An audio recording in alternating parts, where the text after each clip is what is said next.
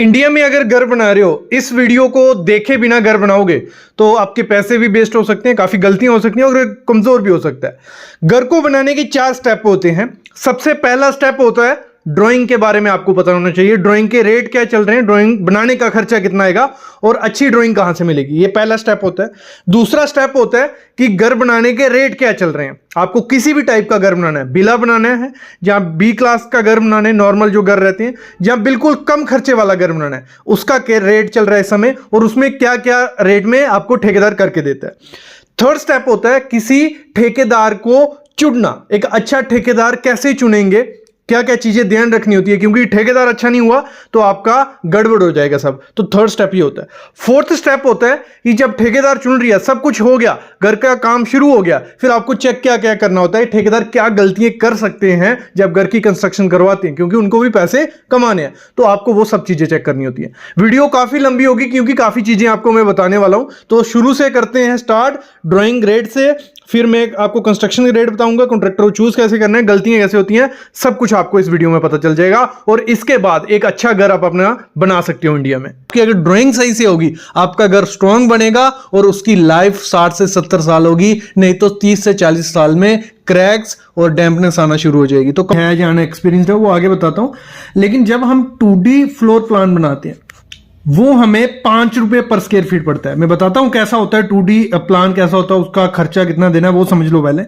अगर समझ लो 5 रुपए पर स्क्वायर फीट क्या हुआ, आपकी स्लैब बनती है 1000 स्क्वायर फीट की, मतलब पूरी स्लैब नापी जाती है, ठीक है, पूरी स्लैब जो है। वैसे जहां आपका जो एरिया है, जो प्लिंथ का एरिया बनेगा, जहां जहां आपका घर बनने वाला है, अगर 50 फीट ऐसा है, 20 फीट ऐसा है, तो हो गया 1000 स्क्वायर फीट। आपका देख लेना कितना कितना फीट है, तो 1000 स्क्वायर फीट है, तो 5 रुपए से मल्टीप्लाई करेंगे, 5000 रुपया हमें उसको देना है। कितना? 5000 रुपया, जिसमें वो हमें 2D प्लान बना के देता है। मैं 2D प्लान दिखाता हूं, क्या आपको समझ नहीं होगा 2D प्लान क्या है, ड्राइंग बस पता है। ड्यूप्लेक्स होगा तो 2 से डिवाइड कर देना, 3 स्टोरी होगा 3 से मल्टीप्लाई कर देना, सॉरी, तो आपको मिल जाएगा हर स्टोरी के लिए 5-5 हजार रुपए देना है। तो 5 रुपए पर स्क्वायर फीट चल रहा है। अब देखो कि होता कैसा है 2D प्लान, इसका सिर्फ आपको 5000 देना है। देखो ये होता है 2D प्लान, ये एक ड्यूप्लेक्स हाउस का सैंपल है। तो इस तरीके से 2D प्लान होता है, जहां पे हमें दीवारें दिखती हैं हमारी, जैसे ये 9 इंच की दीवार है, कहाँ दरवाजा आएगा, रूम का साइज कितना रहेगा, कहाँ लॉबी रहेगी, कहाँ हमारी पार्किंग रहेगी, और एलिवेशन कुछ ऐसी दिखेगी। मतलब इसमें बेसिक डिजाइन होती है, इस हिसाब से हमें ये दे दिया जाता है और कॉन्ट्रैक्टर बना देता है। इसका रेट होता है 5 रुपए पर स्क्वायर फीट। जितना एरिया होगा 5 से मल्टीप्लाई कर देना, आपको मिल जाएगा। ये ऊपर के स्टोरी का, फर्स्ट फ्लोर का, इसमें भी पूरा मेंशन है।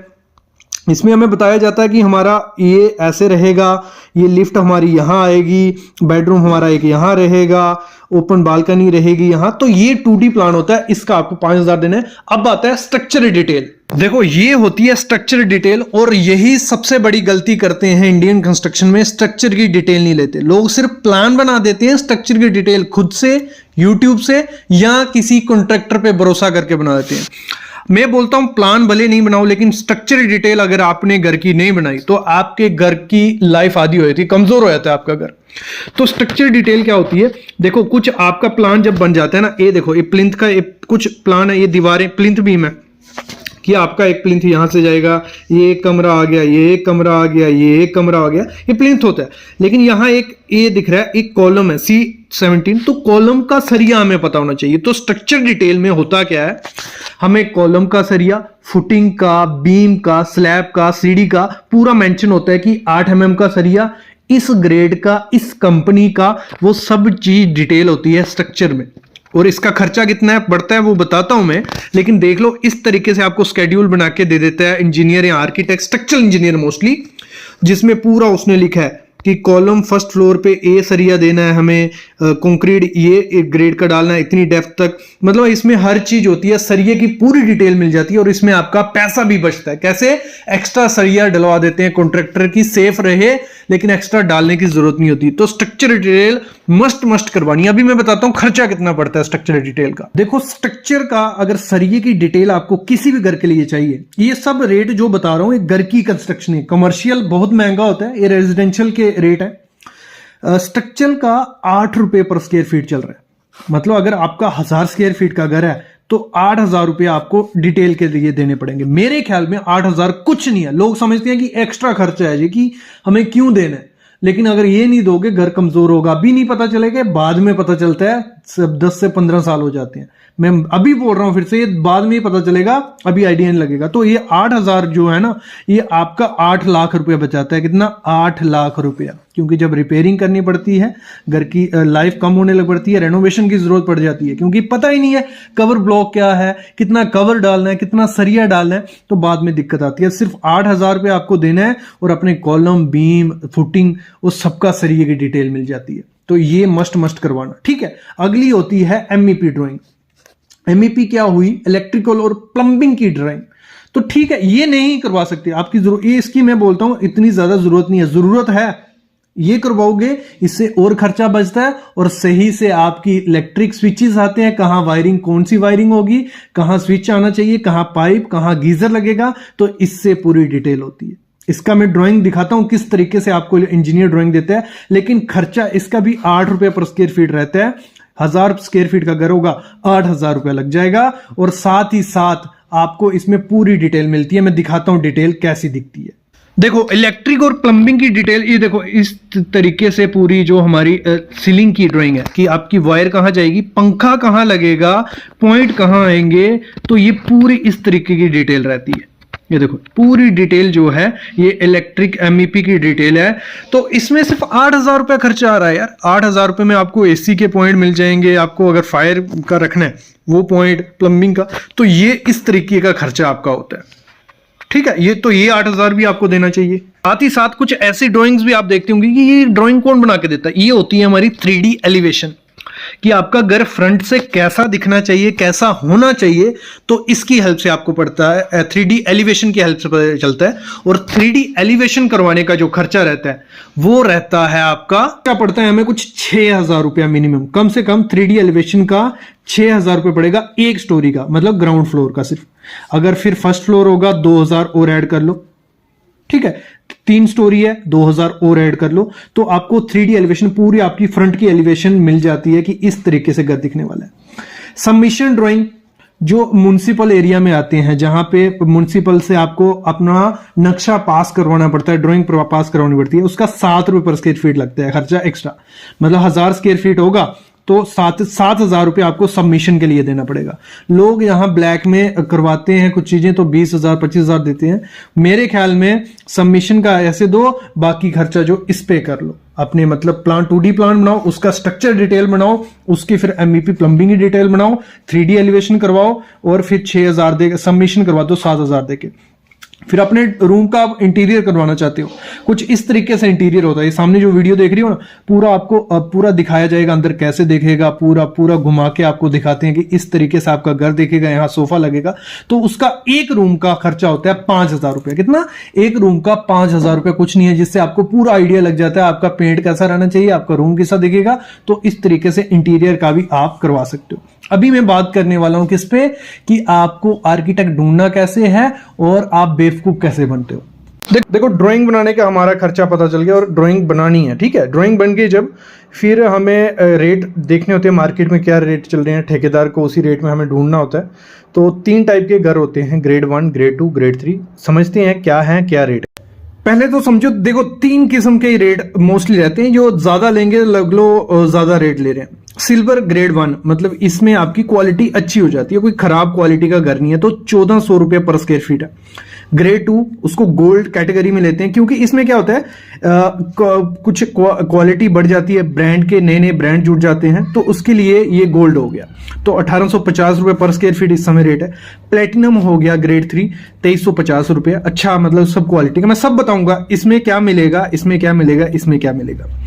अगर 1000 स्क्वायर फीट की एग्जाम्पल लेते हैं, 1000 स्क्वायर फीट का आपका घर है, आपका कितना भी हो, ठीक है। आपको क्या करना है, उसकी लेंथ अगर 50 फीट ऐसे है और 20 फुट ऐसे है, तो दोनों को मल्टीप्लाई कर लेना, इस तरीके से स्क्वायर फीट निकल जाता है। 1000 स्क्वायर फीट, 1000 स्क्वायर फीट का अगर ग्रेड 1 का घर बनाते हैं तो कुछ 14 लाख रुपए लगेंगे हमारे। लेकिन 14 लाख रुपए में वो करके क्या देगा, वो आज बात होने वाली है।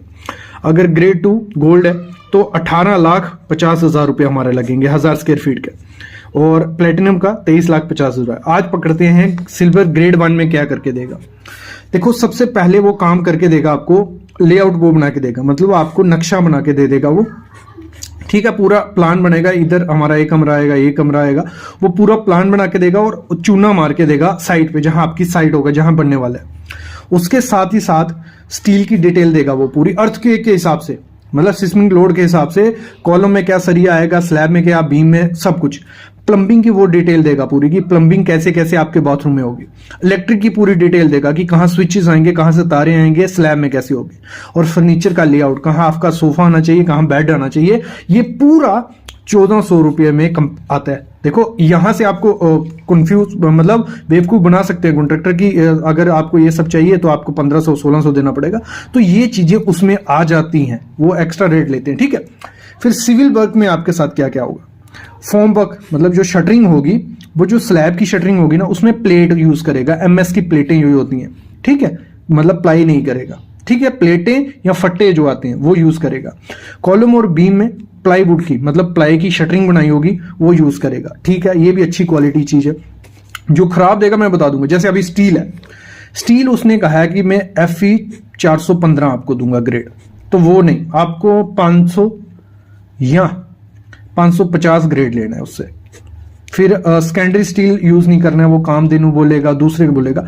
आपको बोलना है जिंदल या टाटा मैंथर, यहां पे उसको आपको मेंशन कर देना है। स्टील आपको 550 ग्रेड और जिंदल या ये कंक्रीट, ठीक है, M20 और 25 तो ठीक है, कोई दिक्कत नहीं है। M20 कंक्रीट भी अच्छा है, M25 भी, उससे कम नहीं। OPC 53 ग्रेड यूज कर रहे हैं, ठीक है, कंक्रीट के लिए।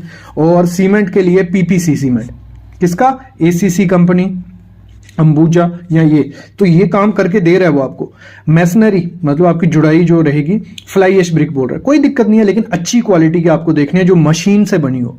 अगर नॉर्मल हाथ से फ्लाई एश बनी है तो वो ब्रिक यूज मत करो, मशीन से बनी होनी चाहिए। और ये बोल रहा है दीवारें जो रहेंगी 5 इंच की, बाहर की भी अंदर की भी, तो आपको यहां उसको बोलना है बाहर की 9 इंच की दीवार और अंदर की 5 इंच की दीवार रखेगा, कोई दिक्कत नहीं है। सैंड, क्रश सैंड बोल रहा है, जो क्रशर से आती है, तो अगर रिवर की मिलती है वो भी बहुत अच्छी चीज है, तो वो चीज भी आपको मेंशन कर देनी है। फिर जो एक्सटर्नल प्लास्टर है वो सीमेंट, सैंड और केमिकल, वाटरप्रूफिंग केमिकल यूज कर रहा है, बहुत अच्छे तरीके से यूज हो रहा है, कोई दिक्कत नहीं है। इंटरनल प्लास्टर POP का वो बोल रहा है, POP का आप कर सकते हो, POP भी ठीक है, अच्छा है। अगर सीलर नहीं है घर में, नहीं तो आप बोल सकते हो कि इंटरनल भी सीमेंट और सैंड का रख लो, भले केमिकल यूज नहीं करो। सीलिंग में वो बोल रहा है बाइट सीमेंट या जिप्सम पुट्टी, तो इसमें आप एक ऑप्शन ले सकते हो कि आपको फॉल सीलिंग करवानी है, तो वो एक्स्ट्रा आप 1 लाख रुपया, अगर 1000 स्क्वायर फीट का घर है, 1 लाख रुपया एक्स्ट्रा दे सकते हो, या 80-90 हज़ार रुपया, तो वो एक्स्ट्रा कॉस्ट आपको जोड़ देनी है सिर्फ फॉल सीलिंग के लिए। अगर आपको फॉल सीलिंग नहीं करवानी है तो आप सीधा प्लास्टर करवा सकते हो 6 mm, ठीक है। बाथरूम वाटरप्रूफिंग वो करके देगा, डॉक्टर फिक्सर का ब्रांड, सिक्का या BSF, कोई भी आप जो ब्रांड बोलोगे, ATT करके देगा। बहुत इंपॉर्टेंट चीज है, वो करके दे रहा है, मतलब जो टर्माइट ट्रीटमेंट किया जाता है फाउंडेशन और प्लिंथ बीम में, वो उस रेट में 1400 के रेट में वो करके देगा। अभी आपको देखना है कि अगले रेट्स में क्या करके देता है, जो ग्रेड 2 और ग्रेड 3 जो है। बाथरूम में वो कंसील्ड पाइप करके देगा, CPVC यूज करेगा, बहुत अच्छा, मतलब मेरे कॉन्ट्रैक्टर ने अच्छी चूज किया CPVC, ना UPVC कर रहा है ना PVC, तो CPVC कर रहा है, बहुत अच्छी है कंपनी। फिनोलेक्स, सुप्रीम, दोनों कंपनी अच्छी है, इनमें से कोई भी चूज कर सकते हो। डेडो टाइल्स, मतलब टाइल लगा के देगा 7 फुट तक, ठीक है, कोई दिक्कत नहीं है। 40 रुपए पर स्क्वायर फीट अच्छी टाइल मिल जाती है, 40 पर स्क्वायर फीट, एडिजिव के साथ बहुत अच्छा है। फिर फ्लोर टाइल करके देगा 45 रुपए पर स्क्वायर फीट, एंटी स्किड, बहुत अच्छा है, इस रेट में अच्छी टाइल मिल जाती है। फिक्सचर्स जो रहेंगे, आपकी सीट, वॉश बेसिन जो रहेगा, आपके नल जो रहेंगे, तो 20,000 रुपए के वो रहेंगे, उससे ज्यादा खर्चा नहीं, मतलब एक बाथरूम का खर्चा है इसमें, तो ये आपको 20,000 रुपए उसमें रहेंगे। जो इलेक्ट्रिक वर्क रहेगा, ठीक है, उसमें कंडक्ट पाइप जो रहेंगी MMS ब्रांड, मतलब सॉरी MMS में रहता है मीडियम क्वालिटी की, ठीक है, सुप्रीम कंपनी की यूज कर रहा है, यही बहुत बड़ी बात है। वायर और केबल्स जो रहेंगी फ्लेम रिटार्डेंट, तो ये भी बहुत अच्छी क्वालिटी है। पॉलीकैप, फिनोलेक्स या एंकर, किसी के भी स्विचेस जो रहेंगे एंकर, HPL एक्स्ट्रा, तो ये अच्छी क्वालिटी के 1400 रुपए में ये सब चीजें आपकी होने जा रही हैं। फिर आगे जो आपको करके देगा, फिर आगे जो डोर रहेगा, मेन डोर बना के देगा, वो आपको 35 mm का दे रहा है, फैक्ट्री फिनिश रहेगा, हार्ड वुड रहेगा, तो ठीक है, कोई दिक्कत नहीं है। फिर डोर किट जो रहेगी ब्रॉस और अलॉय ब्रॉस की जो रहती हैं वो ठीक है, वो अच्छी क्वालिटी की रहती है। विंडो अल्युमिनियम की पाउडर कोटेड रह रही है, ठीक है, ये चीज़ ध्यान देना, पाउडर कोटेड, और 5 mm का गिलास लगा के दे रहा है, अच्छी चीज़ है। किचन जो रहेगा, काउंटर टॉप उसका जो बना रहा है काउंटर, वो 150 रुपये स्क्वायर फीट वाला ग्रेनाइट आपको लगा के दे रहा है, बहुत अच्छी चीज़ है, कोई दिक्कत नहीं है। मॉडुलर किचन नहीं बना के देगा, वो आपको ग्रेनाइट लगा देगा। फिर जो दीवार पे 2 फुट टाइल रहती है ग्रेनाइट के ऊपर, वो 40 रुपये पर स्क्वायर फीट वाली लगा के दे रहा है, ठीक है, अच्छी। किचन सिंक का आपको सिंगल बाउल लगा के दे रहा है, SS 304 ग्रेड भी अच्छा यूज़ किया है। सिंगल से आप डबल कर सकते हो, आप पे डिपेंड है। फिर एसेसरी जो रहेंगे, नल जो भी पॉइंट रहेंगे, वो 6000 रुपये का एसेसरीज यूज़ करेगा किचन में, ठीक है, अच्छी क्वालिटी है, कोई दिक्कत नहीं। फ्लोरिंग और पेंटिंग, फ्लोरिंग के लिए 45 रुपये पर स्क्वायर फीट वाली वो टाइल यूज़ कर रहा है आपके रूम्स के लिए, टाइल उसके लिए, तो ठीक है, अच्छी क्वालिटी की मिल जाती है टाइल। टेरेस में 50 रुपये पर स्क्वायर फीट वाली टाइल। स्टेयर केस में ग्रेनाइट यूज़ करके दे रहा है, 60 रुपये पर स्क्वायर फीट वाला, अच्छा है। पार्किंग में आपको 45 रुपये पर स्क्वायर फीट वाली चेकर टाइल लगा के दे रहा है वो। फिर हम बात करते हैं इसमें और आपको क्या मिलेगा। जो पेंटिंग में इंटरनल ऑयल बाउंड डिस्टेम्पर रहेगा, बहुत अच्छा है, कोई अंदर के लिए कोई दिक्कत नहीं है। एक्सटर्नल के वेदर प्रूफ पेंट दे रहा है, बहुत अच्छा है, एशियन, बर्जर, डिलक्स कोई भी चूज कर सकते हो। और बालकनी में MS की रेलिंग दे रहा है। तो मेरे ख्याल में 1400 रुपये पर स्क्वायर फीट में आपको ये सब चीजें तो मिलनी ही मिलनी चाहिए, मतलब पूरा फिनिशिंग के साथ आपको घर मिलेगा अगर ग्रेड 1 का बनाते हो। देखो नॉर्मल ग्रेड 1 का ही घर लोग हम बनाते हैं, तो हमें पता चल गया कि लगभग ये तो आपको मिलता ही मिलता है, ये हर स्टेट की बात है। ग्रेड 2 का घर में थोड़ी चीज़ें एक्स्ट्रा हो जाएंगी, और वैसे ही कॉस्ट आपने देखी 1800 कुछ हो गई। तो अभी रेट हमारा फिक्स हो गया, आपने ग्रेड 1 का घर बनाया या ग्रेड 2 का, रेट आपको आइडिया लग गया कि इतना चल रहा है। फिर ठेकेदार चूज करना पड़ता है, सब कुछ उसी पे डिपेंड होता है। रेट वो कुछ भी बोल देगा कि चलो मैं कर दूंगा, लेकिन जब वो काम करेगा तो दिक्कतें आपको देने लग पड़ेगा। तो ठेकेदार चूज करना आना चाहिए। ये बस ये 10 बातें आप चेक कर लेना जब भी किसी ठेकेदार को हायर करो। तो समझ लो 2 टाइप के कॉन्ट्रैक्टर हैं जो आपका घर की कंस्ट्रक्शन करते हैं। एक हो गया विद मटेरियल। विद मटेरियल क्या हो गया, मटेरियल भी कॉन्ट्रैक्टर का रहेगा, ठेकेदार का रहेगा, लेबर भी ठेकेदार की रहेगी। आपने बस उसको रेट कर देना है 1400 रुपया पर स्क्वायर फीट या 1500 रुपया पर स्क्वायर फीट, ये रेट इस समय चल रहा है। फिर होता है विद लेबर। विद लेबर क्या हो गया, मतलब मटेरियल आपका रहेगा और लेबर उसकी रहेगी। वो रेट चल रहा है 190 से लेके 230 रुपए पर स्क्वायर फीट। उसमें लेबर वो देता है, मटेरियल आप देते हो। ये चूज आपको करना होता है, ठीक है, आपको विद मटेरियल जाना है या विद लेबर जाना है। इस पे वीडियो है, वो देख सकते हो। मैं सुजेस्ट करूंगा कि विद लेबर जाओ, मटेरियल खुद का लगाओ। अब ये बात आते हैं मुद्दे पे कि अगर आपको कोई कॉन्ट्रैक्टर चूज करना है अपने घर के लिए, तो सबसे पहली इंपॉर्टेंट चीज आपको क्या देखनी होती है, वो देखना है कि उसको एग्रीमेंट के बारे में पता है कुछ। अगर कोई कॉन्ट्रैक्टर है जिसको एग्रीमेंट के बारे में पता है, तो पहला स्टेप कंप्लीट हो गया कि वो एक अच्छा कॉन्ट्रैक्टर है, उसको नॉलेज है कि लीगली काम कैसे करने, कोई भागने वाला कॉन्ट्रैक्टर नहीं है, ठीक है। एग्रीमेंट आपको करवाना ही करवाना है। जब भी आप घर की कंस्ट्रक्शन करवाओ, कोई भी ठेकेदार है, कोई भी कॉन्ट्रैक्टर, अपने घर का आपका कॉन्ट्रैक्टर है, एग्रीमेंट जरूर करवाना है। एग्रीमेंट से फायदे क्या होते हैं, एग्रीमेंट से फायदा ये होता है कि पूरा मेंशन हो जाता है कि 9 इंच की दीवार यहां होगी, ये सीमेंट यहां यूज होगा, ये सरिया यहां यूज होगा, ये विंडो, हर चीज पहले ही मेंशन हो गई होती है। कोई बाद में दिक्कत रहती नहीं है कि अब वो बोलेगा कि नहीं मैंने ये कहा था, ये कहा था, वो कहा था। वो रिटर्न में होगा। एग्रीमेंट अगर करवाया होगा, कोई भी ठेकेदार बीच में काम छोड़ के भाग नहीं सकेगा, कोई भी कॉन्ट्रैक्टर आपको धोखा नहीं दे सकता है। तो सब चीजें उसमें मेंशन करो।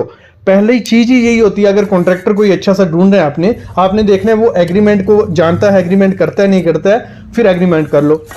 दूसरी चीज आपको क्या देखनी है किसी कॉन्ट्रैक्टर को करने में, जो पेमेंट का स्केड्यूल होगा वो पहले फिक्स कर लेना है। ये नहीं कॉन्ट्रैक्टर पहले बोल देते कोई दिक्कत नहीं है, पैसों का कोई दिक्कत नहीं है, आप जब होंगे आप देना, जब नहीं होंगे ना देना, ऐसा वो स्टार्टिंग में बोलते हैं। जब काम शुरू हो जाता है तो वो दिक्कत आने स्टार्ट हो जाती है।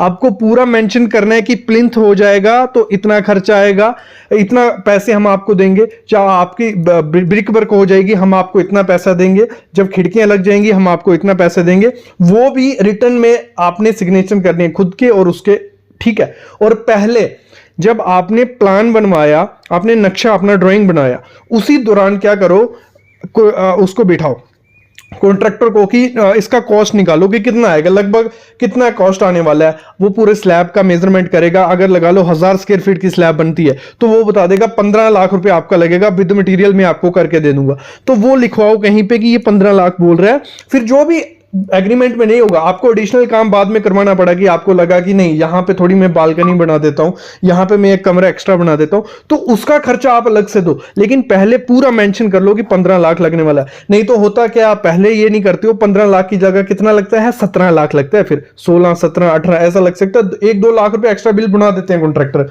तो आपको ये पहले ही पूरा तैयारी रखनी है, ये हमेशा याद रखना। और फिर लोग गलती क्या करते हैं, जब कॉन्ट्रैक्टर या बिल्डर ढूंढने जाते हैं तो क्या करते हैं, वो देखते हैं सबसे सस्ता कॉन्ट्रैक्टर या बिल्डर कौन सा है, वो पता करते हैं कि उस फलाने ने 180 रुपए पर स्क्वायर फीट में काम करके दिया है, उसने 210 रुपए पर स्क्वायर फीट करके दिया है, वो 180 वाले को पकड़ते हैं। लेकिन ऐसा नहीं करना है, सस्ते के चक्कर में मत जाओ यार, 10-20 रुपए के चक्कर में मत जाओ। उसका पहले क्या करो, पता करो अगर उसने इस 180 रुपए पर स्क्वायर फीट में काम किया है तो कैसा काम किया, उसका पुराना काम देखो, एक नहीं 2-3 काम देख लो, क्योंकि कॉन्ट्रैक्टर हमेशा आप वही लेना जो ओल्ड कॉन्ट्रैक्टर हो। नए कॉन्ट्रैक्टर को काम देने में थोड़ा दिक्कत रहता है, तो आपको क्या करना है, पुराना कॉन्ट्रैक्टर देखना है और उसके पुराने काम देखने हैं। वो क्या करता है कॉन्ट्रैक्टर, सस्ते के चक्कर में ले लेते हैं कि सस्ता डाल देते हैं रेट, हमें काम मिल जाएगा, बाद में मैनेज कर लेंगे उससे बोल के, क्लाइंट को कोई दिक्कत नहीं है। वो नहीं करना है, वो मटेरियल की भी क्वालिटी डिक्रीज कर सकता है, बाद में जा काम छोड़ने की धमकी दे सकता है, या फिर बोलेगा कि नहीं इसमें मेरे को पूरा नहीं हो रहा है, फिर आप बोलोगे कि काम जल्दी खत्म हो, चलो मैं 10 रुपये एक्स्ट्रा देता हूँ। ऐसा नहीं करना है, भले वो आपको 200 रुपये पर स्क्वायर फीट मिले, भले महंगा मिले, मैं क्या बोल रहा हूँ, रेट नहीं बोल रहा हूँ, महंगा सस्ता ये तभी यूज करना है, उसका काम देख के, उसका बिहेवियर देख के, उस हिसाब से आप करो। मैं मस्ट ये कहूंगा, क्योंकि मैं काम करवा चुका हूं, मैं जब इस फील्ड में नहीं था, खुद के घर का कंस्ट्रक्शन करवाया था, तो मेरी गलती क्या थी, एक किचन की मैं एग्जांपल लेता हूं, एक किचन की कंस्ट्रक्शन थी, मैंने पुराना काम उसका नहीं देखा, ठीक है, उसने 2 लाख रुपए का मैंने मटेरियल लगाया और उसने काम इतना खराब किया कि वो 2 लाख रुपए मेरा वेस्ट हो गया। तो मेरा कहने का मतलब है, उसका पुराना काम मस्ट आपको देखना है कि उसने पुराना काम कैसे किया है। पिक्स पे मत जाओ, वहां जाओ और वहां चेक करो। और सबसे अच्छी चीज होती है कॉन्ट्रैक्टर का सही से पता कब चलता है, जब उसकी लेबर जो होती है ना, लेबर से कभी थोड़ा साइड होके बात कर लेनी है कि कैसा क्या है, आपको सैलरी टाइम पे मिल रही है या क्या है, तो लेबर से थोड़ी बात चलती है। ये मैं अंदर की बात आपको बता रहा हूं कि लेबर से बात करोगे, वो पूरा कॉन्ट्रैक्टर का पूरा चिट्ठा खोल देगा। तो ये चीज आपको करनी है। मोस्ट इंपॉर्टेंट चीज अगली करना, आपको कभी भी एक आर्किटेक्ट और कॉन्ट्रैक्टर मत हायर करो। मतलब आप कहोगे मैं आर्किटेक्ट हायर करने जा रहा हूं, उसी को बोलूंगा वो कॉन्ट्रैक्टर हायर कर देगा, तो उस चक्कर में क्या होता है, अच्छी भी है, कोई बुरी बात नहीं है, आपका इजी काम हो जाता है, लेकिन उसमें क्या होता है, अगर कुछ गलती रह रही है आर्किटेक्ट से, वो कॉन्ट्रैक्टर छुपा देता है, तो कुछ कॉन्ट्रैक्टर से अगर गलती हो रही है, वो आर्किटेक्ट छुपा देता है। तो दोनों की तो देखो एक बॉन्डिंग बनी होती है, एक दूसरे का काम वो थोड़ा सेफ लेके चलते हैं। तो आपको हमेशा क्या करना है, आप आर्किटेक्ट हायर करो, अच्छा सा प्लान बनाओ, कोई दिक्कत नहीं है, फिर कॉन्ट्रैक्टर अलग से सर्च करो। मेरे ख्याल में अलग से रखोगे तो बहुत बढ़िया रहेगा। कॉन्ट्रैक्टर के बारे में पता करो, 2-3 कॉन्ट्रैक्टर का आप लो कि उनका रेट क्या है, उनका काम क्या है। जब वो ले लिया उसके बाद कॉन्ट्रैक्टर और उसको मिला लो, फिर मेरे ख्याल में कॉन्ट्रैक्टर से बिल बनवाओ कि कितना खर्चा आएगा, और अपने आर्किटेक्ट से बिल बनाओ कि कितना खर्चा आएगा, उस हिसाब से पूरा एग्रीमेंट बनाओ, फिर किसी कॉन्ट्रैक्टर को काम दे दो। ये चीज आपको ध्यान रखनी है। अगली चीज आपको क्या करनी है, कभी भी कॉन्ट्रैक्टर हायर करने जाओगे तो मेरे ख्याल में लोकल कॉन्ट्रैक्टर अगर आपको मिलता है तो बहुत अच्छी बात है। लोकल कॉन्ट्रैक्टर का फायदा क्या होता है, एक तो उसके आप इजीली काम देख सकते हो, उसने पुराना काम कैसे और कहां किया है। दूसरी चीज, भागने का डर थोड़ा कम हो जाता है, क्योंकि नोन होगा तो भागेगा कम। और तीसरी चीज, आपको मतलब इजीली रहेगा, क्योंकि अगर लोकल रहेगा उसको लेबर जल्दी मिल जाएगी, काफी चीजें होती हैं, तो आपको पॉसिबल हो लोकल कॉन्ट्रैक्टर आपको हायर करना है। और कॉन्ट्रैक्टर हायर करते समय एक चीज ध्यान रखना, कभी भी कॉन्ट्रैक्टर हायर करो उसको मेंशन कर दो कि आपको इतने टाइम में ये घर कंप्लीट चाहिए। आपको उसको बोल देना कि मेरे को ये 6 महीने में या 7 महीने में कंप्लीट चाहिए। क्या करते हैं कॉन्ट्रैक्टर, एक साथ 3-3, 4-4 ले लेते हैं काम, और क्या करते हैं, आधी लेबर वहां डालेंगे, आधी लेबर वहां डालेंगे, आधा मटेरियल वहां डालेंगे। इस वजह से क्या होता है, आपका काम डिले होता है। जितना आपका काम डिले होगा उतना खर्चा इंक्रीज हो जाता है। हमेशा ध्यान रखना, अगर एक जो घर 6 महीने में बन जाता है, अगर वो 1.5 साल में बनेगा, उसमें 10 से 15% ज्यादा खर्चा लगता है। तो आपको ये पहले मेंशन कर देना है, वही ठेकेदार लेना जो आपको गारंटी दे दे कि 6 से 7 महीने में आपका काम खत्म करके देगा घर का, और क्वालिटी के साथ खत्म करके देगा। देखो ठेकेदार तो चूज़ कर लिया होगा, कुछ बातें आपको आइडिया लग गया होगा क्या देखने। अभी जब ठेकेदार चूज़ हो जाता है, काम करना वो शुरू करते हैं, एक तो चीज़ है ड्राइंग के हिसाब से काम सब होना चाहिए, और दूसरा क्वालिटी के साथ। लेकिन कुछ ऐसी कॉमन मिस्टेक्स होती हैं, गलती होती है जो ठेकेदार हर साइड पे करते हैं, उसको आइडिया नहीं होता है कि गलती है, तो ये चीज़ें उसको नहीं करने देनी है। बस इसके बाद आपका अच्छा घर रेडी हो जाएगा। कॉन्ट्रैक्टर होता है वो क्या करता है, हम फुटिंग से स्टार्ट करते हैं, ठीक है। हमारा फुटिंग क्या है, घर का मेन पार्ट है, पाँव अच्छे नहीं कुछ अच्छा नहीं, तो डेप्थ वो क्या करते हैं 3 से, जैसे आर्किटेक्ट ने कहा है कि आपकी अगर 1 स्टोरी है तो 4x4 की फुटिंग आपको देनी ही देनी है। लेकिन वो कहेंगे कि 4x4 की क्या करने हैं, हार्ड डाटा है, स्टाटा है, नीचे पत्थर हैं, तो आप 3 फुट दो, कुछ नहीं होगा, हमने इतने घर बनाए, कुछ नहीं होने वाला। ऐसा नहीं है। जो आर्किटेक्ट ने, जो स्ट्रक्चरल इंजीनियर ने आपको कहा है कि इतनी डेप्थ होनी चाहिए और इतना सरिया आपका होना चाहिए, उतना ही डालो। अगर ऐसे हम पकड़ें, आपको 1 स्टोरी के लिए मिनिमम कम से कम 4x4 की फुटिंग होनी चाहिए। 2 स्टोरी है, 5x4 की फुटिंग होनी चाहिए, मतलब 5 फुट की डेप्थ होनी चाहिए। और 3 स्टोरी है तो 6 फुट डेप्थ होनी ही होनी चाहिए, क्योंकि हमें फ्यूचर को देख के चलना है। आज आप 1 स्टोरी का प्लान कर रहे हो, कोई 10-20 साल बाद आपका बच्चा अगर दूसरी स्टोरी का प्लान कर दोगे तो फुटिंग चेंज हो पाएगी? नहीं चेंज होगी। तो आपको 10-20 साल, क्योंकि आप घर की कंस्ट्रक्शन एक करवा रहे हो एक बार, तो 50-60 साल तो उसको चलना ही है ना घर को, तो वो आपको देख के चलना पड़ेगा कि अगर बाई चांस 30-40 बाद घर की कंस्ट्रक्शन आगे करवानी पड़ी तो कोई दिक्कत आ सकती है। तो आज ही आपको प्लान उस हिसाब से करना है कि 30-40 साल बाद भी आप ऊपर कंस्ट्रक्शन कर सको। देखो अगर होता क्या है, फुटिंग कॉन्ट्रैक्टर अपना पैसा बचाता है, फुल मटेरियल आपने उसको काम दे दिया, तो पैसे बचाने के चक्कर में वो क्या करता है, खुदाई कम करवाएगा, लेबर कम लगेगी, टाइम कम लगेगा, मटेरियल कम लगेगा, तो वो कहेगा।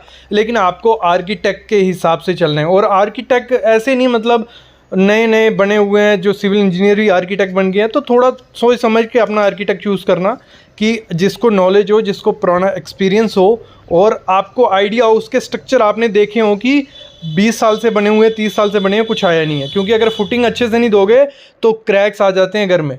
स्टार्ट वहीं से होता है। पहले जब 1-2 साल हो जाएगा घर बना के वो चला गया, कुछ नहीं होगा, नॉर्मल नहीं होता है।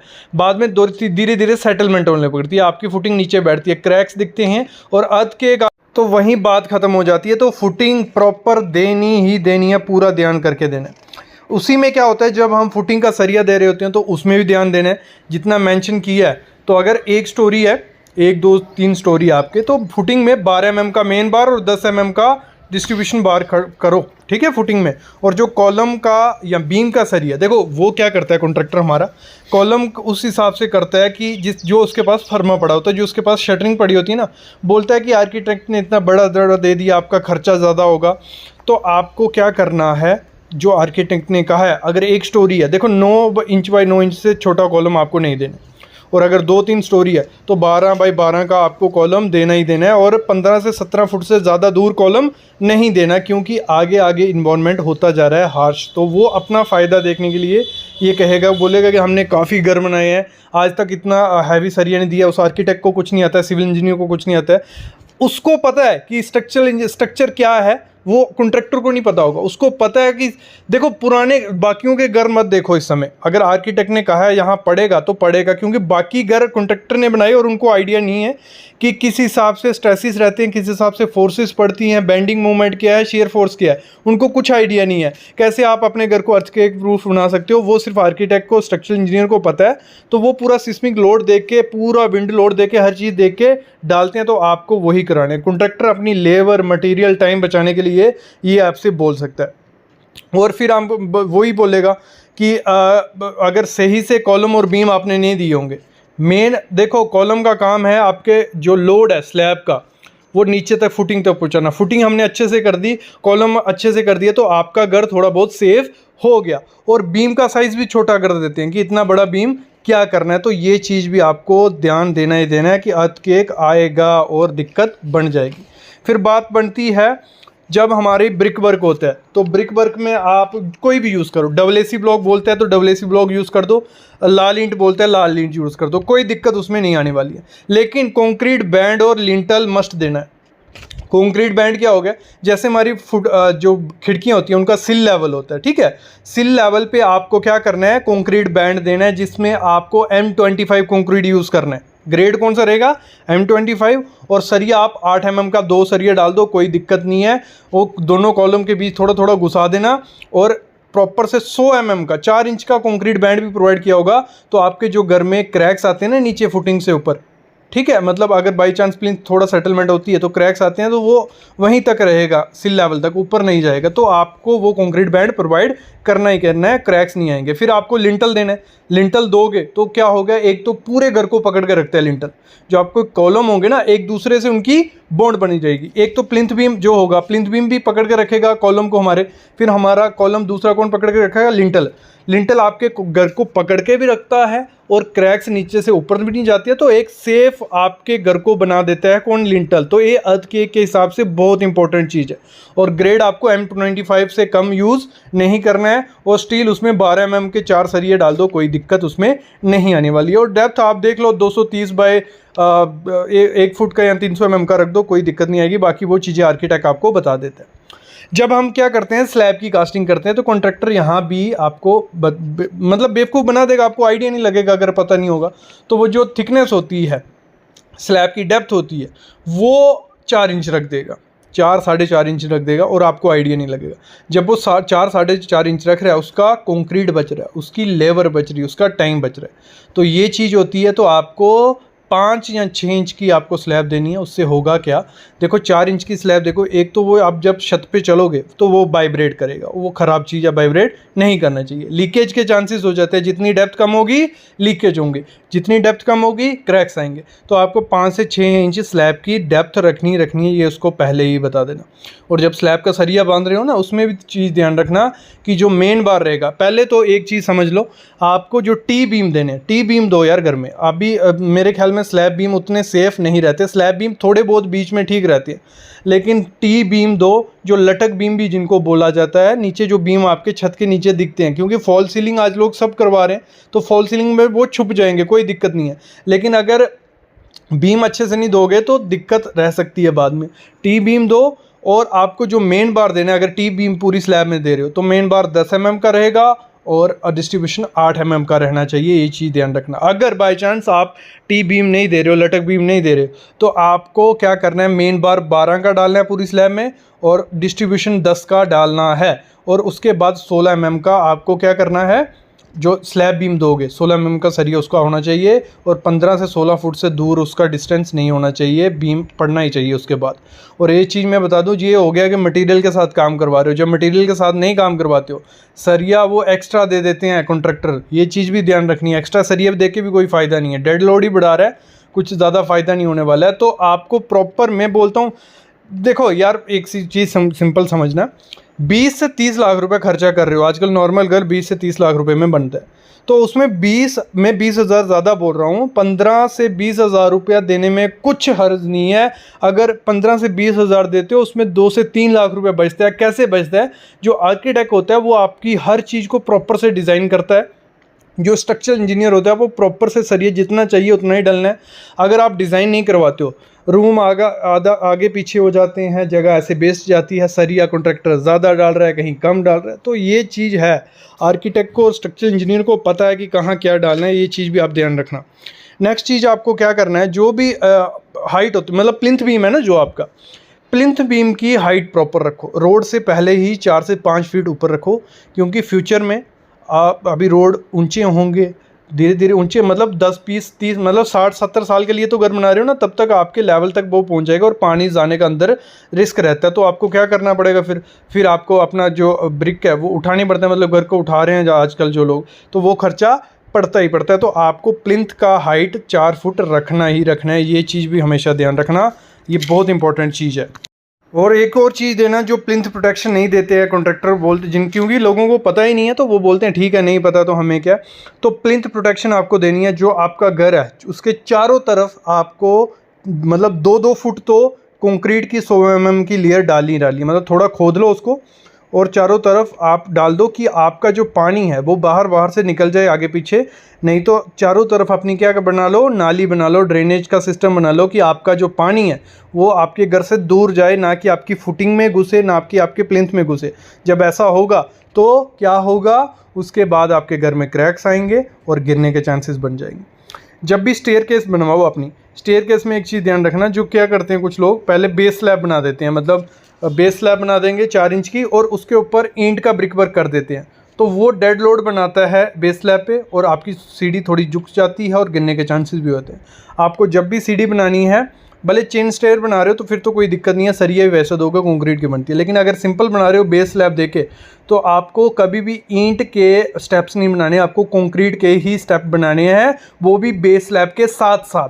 तो उससे आपकी सीढ़ी जो होती है स्ट्रॉन्ग मजबूत बन जाती है, ये चीज़ भी ध्यान देना। और जो सरिया आप दोगे, सरिया नीचे फुटिंग में भी जाना चाहिए सीढ़ी का और ऊपर स्लैब में भी जाना चाहिए सीढ़ी का, तो वो आपकी स्ट्रॉन्ग सीढ़ी बनेगी।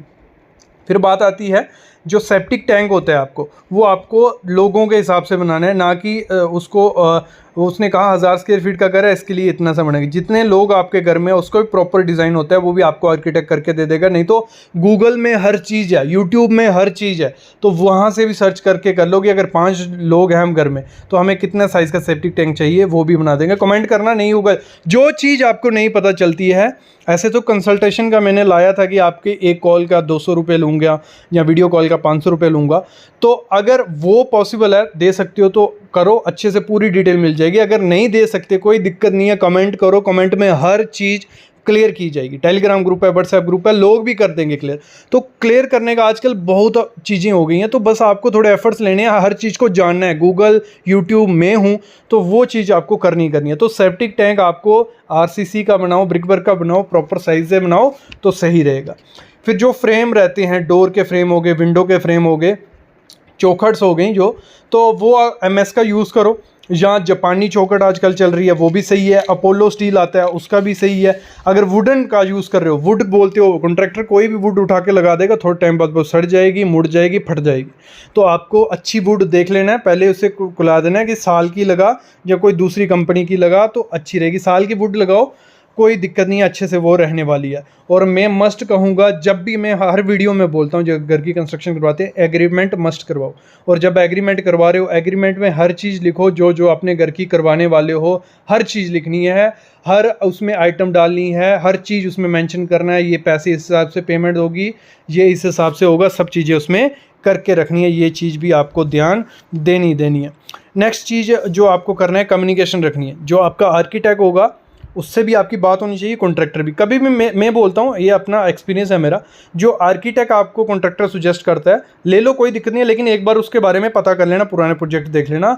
पॉसिबल हो तो ये रखो, आर्किटेक्ट अलग हो, कॉन्ट्रैक्टर अलग हो, तो जो कम्युनिकेशन रहेगी आप तीनों के बीच में एक साथ होनी चाहिए। ये नहीं कॉन्ट्रैक्टर और आर्किटेक्ट अपने में लगे हुए हैं, आपको कोई आइडिया नहीं है, तो आपको जब भी कोई चीज़ क्लियर करनी है, तीनों को प्रॉपरली बैठना है। कम्युनिकेशन अच्छे से रखोगे तो सही से काम होगा, पैसा बचेगा और अच्छा क्वालिटी से काम होगा। और साथ ही साथ क्या करना है आपको, डिज़ाइन जो आपका है उस हिसाब से आपको रखना है, स्टार्टिंग से ही एंड तक डिज़ाइन को चेंज मत कर रहे हो बार बार। एक बार प्रॉपर से बैठ के देख लो कि क्या करना है, क्या उस हिसाब से। क्योंकि देखो, रूम आपको पूरे यूटिलाइज करने हैं, ये नहीं है कोई बड़ा रूम बना दिया 15 बाई 20 का या जो भी है, मतलब जैसा आपकी रिक्वायरमेंट है वैसा रखो। अगर 15 बाई 20 का ही आपको एक रूम चाहिए तो बनाइए, कोई दिक्कत नहीं है, लेकिन प्रॉपर यूटिलाइज होनी चाहिए स्पेस, कि वो आपको जितनी नीड है उस हिसाब से बनाओ। और बाकी अगर हम बात करें, जहाँ स्टोर चाहिए वहाँ स्टोर, मतलब प्रॉपर डिज़ाइन होना चाहिए। रूम के साथ बाथरूम आ रहा है तो ये आपका काम कौन कर सकता है, आर्किटेक्ट कर सकता है। कोई प्रमोट नहीं कर रहा आर्किटेक्ट को मैं, अगर आप खुद से ये प्रॉपर चीज़ें कर सकते हो तो आप खुद भी कर सकते हो, कोई दिक्कत नहीं है। फिर मैं बात करता हूँ जो हम कॉस्ट कटिंग के पीछे रहते हैं कि जहाँ खर्चा बच जाए, यहाँ खर्चा बचाए। खर्चा बचाओ लेकिन क्वालिटी के साथ कॉम्प्रोमाइज़ मत करो। अगर क्वालिटी के साथ कॉम्प्रोमाइज़ करोगे, आज आपने सस्ती चीज़ लगा ली, 5 साल बाद वो चीज़ चेंज करनी पड़ेगी, जहाँ वो ख़राब हो जाएगी तो फिर वही सेम ही हालत हो जाती है। तो आपको क्वालिटी के साथ कॉम्प्रोमाइज़ नहीं करना है, क्वालिटी प्रॉपर रखनी है तो आपका घर अच्छे से बनेगा। ये चीज़ भी आपको ध्यान रखनी पड़ेगी। ऐसी चीज़ें बहुत हैं यार, बहुत बताने को होता है, लेकिन वीडियो बहुत लंबी निकल चुकी है, 15 मिनट हो गए, 15 से 16 मिनट, तो इतनी देखते नहीं हो आप लोग, छोड़ के भाग जाते हो, बोर हो जाते हो। तो अगर आप चाहते हो कि एक और वीडियो इस पर आए तो कमेंट करना, मैं वीडियो ले आऊँगा। बाकी कोई भी डाउट चाहिए, कोई कंसल्टेशन चाहिए, मतलब कमेंट करना, डिस्क्रिप्शन में लिंक है हर चीज़ के, वो भी आपको काफ़ी हेल्प करेंगे। अभी मैं लेता हूँ अलविदा।